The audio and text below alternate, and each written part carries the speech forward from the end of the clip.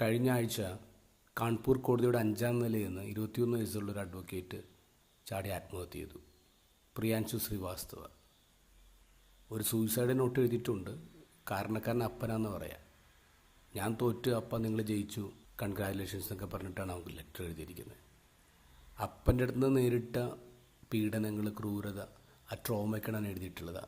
6 വയസ്സുള്ളപ്പോൾ ഫ്രിഡ്ജ് തുറന്ന് mango juice കുടിച്ചതിന് അപ്പം കൊടുത്ത ശിക്ഷ അവന് പൂർണ്ണമായിട്ട് നെയ്ക്കഡാക്കിയിട്ട് വീടിന് പുറത്തേക്ക് ഇറക്കി വിട്ടു. ആ ട്രോമ ഇപ്പോഴും അവൻ്റെ ഉള്ളിലുണ്ട്.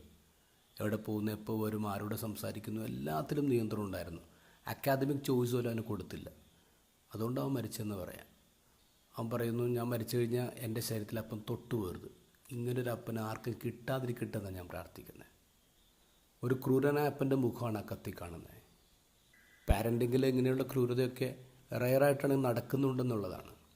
പക്ഷേ ചിലപ്പോഴെങ്കിലും നമ്മളിങ്ങനെ നമ്മുടെ ദൈവത്തെ ഇങ്ങനെ ക്രൂരനായിട്ട് അപ്പനായിട്ട് ചിത്രീകരിക്കുന്നുണ്ട്.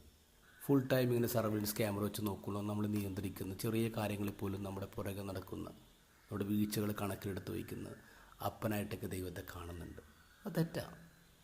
ധ്യാനങ്ങൾ നടക്കുന്നിടത്ത് ഞാൻ കുമ്പസാരിപ്പിക്കാൻ പോകാറില്ല. വേറൊന്നുമല്ല, വിചിത്രമായ ചില പാപങ്ങൾ താങ്ങാനുള്ള ശക്തി ഇല്ലാത്തതുകൊണ്ടാണ്.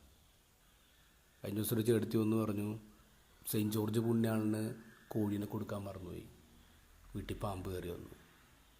വേളാങ്കണ്ണിയിൽ ഒരു നേർച്ച മുടങ്ങിയിട്ടുണ്ട്, പോയി തലമുട്ടടിക്കാനുള്ള നേർച്ച ഉണ്ടായിരുന്നു.